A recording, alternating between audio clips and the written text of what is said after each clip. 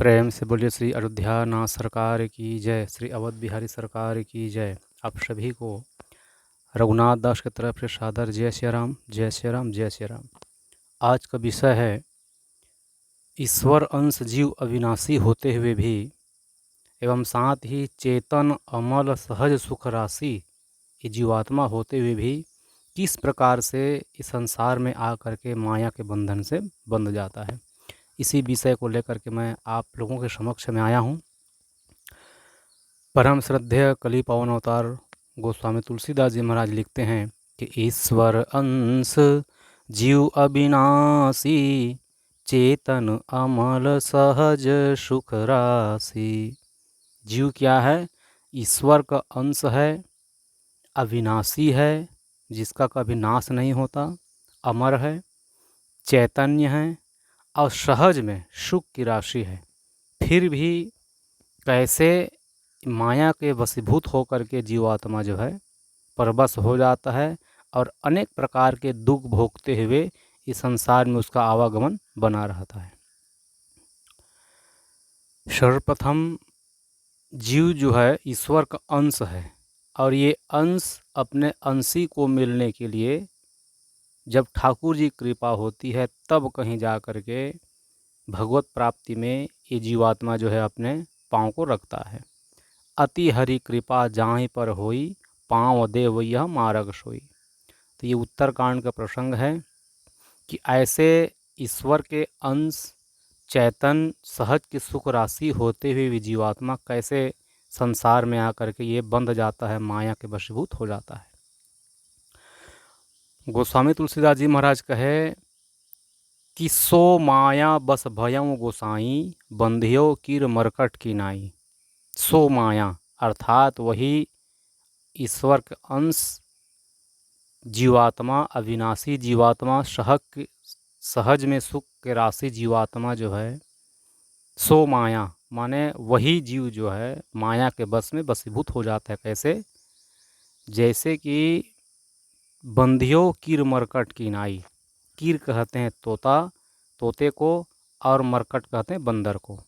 जैसे आप लोग देखे होंगे जंगल में शिकारी लोग तोते को पकड़ने के लिए क्या करते हैं, दो जगह पर बांध देते हैं रस्सी, गड्ढा खूंटा लगा करके, एक खूंटा 1 फीट पे अंतर्गत लगा दिए और दूसरा खूंटा यहाँ लगा दिए। उसी दोनों सिरे पर रस्सी धागे को बांध दिया जाता है और उस धागे के नीचे पे लाल लाल टमाटर और हरी हरी मिर्ची को रख दिया जाता है। जैसे ही आकाश मार्ग में उड़ते हुए तोता जो है देखता है कि वहाँ पर तो लाल लाल टमाटर है, हरी हरी मिर्चा है, तो उसी लाल लाल टमाटर के लालच में आकर के वो तोता जो है आता है और आकर के उसी जो धागा जो बंधा हुआ धागे पर वो बैठ जाता है। तो जैसे ही बैठ गए तो पाँव से बैठता है, पाँव में जैसे बैठे तो ये जैसे धागा है, ये धागा में बैठ गया इसी धागा पर, तो धागा में बैठते ही पाँव से वो लटक जाता है और वो सोचता है कि भैया हमको किसी ने पकड़ रखा है। पकड़ किसी ने उसको नहीं रखा है, वो स्वयं अपने पाँव से वो पकड़ा हुआ है। यदि वो पाँव से उस धागे को छोड़ दे तो वो स्वतंत्र है, वो आज़ाद है। तो ऐसे ही जीवात्मा जो है पाँव में कुसंग में पड़ करके जीवात्मा जो है संसार में बंध जाता है। इसी पाँव से हम लोग सत्संग में जाते हैं, हरि की चर्चा सुनते हैं, इसी पाँव से हम लोग तीर्थाटन करते हैं, संतों का दर्श परश करते हैं, तो हमको भगवत भक्ति और मुक्ति की प्राप्ति होती है। संत संग अपवर्ग कर कामी भाव कर पन। संतों के सन्निधि में चलने फिरने उठने बैठने से स्वर्ग की प्राप्ति होती है, मोक्ष की प्राप्ति होती है, और कुसंग में पड़ने पर इसी पाँव के चलते हम लोग इस संसार में फिर हमारा आवागमन बना रहता है। दूसरा प्रकार बंधता है जीवात्मा जो है मरकट की नाई। सो माया बस भयं गोसाई बंधियो कीर मरकट की नाई। मरकट कहते हैं बंदर को। जैसे ये हम लोग टाटी घाट के जंगल में हैं तो यहाँ पर करते क्या हैं, शिकारी लोग आकर के जो घड़ा होता है, घड़ा का तो मुंह होता है चौड़ा, है ना, बड़ा उसका आकार मुंह होता है, लेकिन जो सुराही होता है, सुराही का घड़ा जैसे आकार होता है, लेकिन सुराही का जो ऊपर वाला जो हिस्सा होता है, भाग जो है, वो मुख जो है छोटा होता है, इतना ऐसे। अब उसको आप हाथ को घुसाओगे तो घुस जाता है। तो क्या है, ज़मीन को खोदाई करके उसी सुराही को ज़मीन में गाड़ दिया जाता है और उसके मुंह को खुला रख दिया जाता है। अब उसी के मुख पे शिकारी लोग चना को गिरा दिए, और जैसे बंदर लोग आ करके देखते हैं कि भाई इस सुराही में कुछ अमुक जीव मनुष्य जो है कुछ डाल के गया है, तो बंदर लोग देखते रहते हैं। आ करके देखे सुराही तो दिखाई तो पड़ता नहीं, अपने हाथ को घुसाए, खुला हाथ घुस गया। और घुसने के बाद जैसे अंदर में जो चना है, चना को बंदर जो है जैसे अपने पकड़ता है मुट्ठी में जैसे पकड़ लिए, तो मुट्ठी को पकड़ने के बाद वो मुट्ठी को चना को बंद कर देता है, मुट्ठी बंद कर दिए। अब वो खींचता है बाहर, बाहर जैसे खींचे अपने हाथ को तो मुट्ठी बंद है, तो सुराहे में उसका मुट्ठी जो है फंस गया। अब वो बंदर देखता है अगल बगल में कोई हमको पकड़ रखा है, पकड़ कोई नहीं रखा है। बंदर जो है स्वयं चना रूपी माया में वो बंध गया है। यदि उस चना रूपी माया को वो अपने हाथ से छोड़ दे तो वो आज़ाद है, स्वतंत्र है। ठीक ऐसे ही जीवात्मा जो है इस संसार में आकर के कर्म करके बंधन में बंध जाता है। क्यों बंधता है?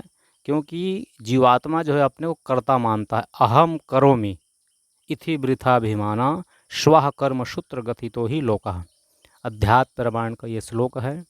जैसे लक्ष्मण जी महाराज निषाद राज जी को कहे कि भैया काहू न को सुख दुख दाता, निज कृत कर्म भोग सब भ्राता। कोई किसी को यहाँ सुख दुख देने वाला नहीं है, सब अपने अपने कर्म का भोग भोग रहे हैं। क्यों भोग रहे हैं? अहम करोम इति वृथाभिमाना, मैं कर रहा हूँ, अर्थात अपने को कर्ता मानना ही बंधन का ये कारण है। तो वही ईश्वर के अंश जीव, अविनाशी जीव, चैतन अमल सुख के राशि, ऐसे जीवात्मा होते हुए भी वो अपने को कर्ता मान करके जब क्रिया करता है, अपने को कर्ता मानता है, अहम करोमि इति वृथाभिमानः स्वः कर्मसूत्र गथितो ही लोकः। तो अपने आप को कर्ता मानना ही बंधन का मूल कारण है। और अपने को कर्ता मानना, चाहे आप शुभ करिए या अशुभ करिए, अवश्य में वो भोक्तव्यम कृतम कर्म शुभाशुभम। शुभ करो या अशुभ करो, दोनों ही भोग का कारण बनता है, भोगना ही पड़ता है। जैसे दृष्टांत के लिए, एक किसी व्यक्ति को आप लोहे की जंजीर से बांध दो तो वो भी बंधन का है, वो भी बंधन में पड़ गया। और एक व्यक्ति को आप सोने के जंजीर से बांध दो तो वो बंधन का कारण हो गया। तो बंधन तो दोनों हैं, चाहे लोहे के जंजीर से बंध हो या सोने के जंजीर से बंध हो। अर्थात कुकर्म करके बंधोगे तब भी बंधन है, और सत्कर्म करके बंधोगे तब भी बंधन है। तो कुछ भी क्रिया करना माने अपने को कर्ता मानना ही बंधन का मूल कारण है। और इसी कारण से जीवात्मा जो है पुनरपि जननम पुनरपि मरणम पुनरपि जननी जठरे शयनम, ये संसार में फिर उसका आवागमन बना रहता है। क्योंकि परबस जीव सुबस भगवंता, जीव जो है हमेशा माया के वश में हो जाता है और फिर वो आवागमन उनका बना रहता है। यदि हम अपने को कर्ता ना मान करके हर क्रिया को, हर कर्म को भगवत चरणारविंद में हम समर्पित कर दें, तो दी वस्तु गोविंदम तुभ्यमे समर्पय गृहाण वस्तु समुखो प्रसिद्ध परमेश्वरा, तो निष्कामता की ओर धीरे धीरे चले जाएंगे तो हमको स्वतः इस बंधन से हम लोग मुक्त हो सकते हैं। जीवात्मा, हर जीव जो है हर क्रिया हर कर्म को करते हुए जीव जो है मुक्त हो जाता है। हाँ, लेकिन अब इसमें बात है कि हम सत्कर्म करें तब भगवान को अर्पित करें, कुकर्म करें तब भगवान को अर्पित करें ना। जो साधक जो है भगवत प्राप्ति मार्ग में निकल जाता है तो फिर वो धीरे धीरे धीरे धीरे धीरे कुकर्म छोड़ करके वो सत्कर्म करना वो चालू कर देता है।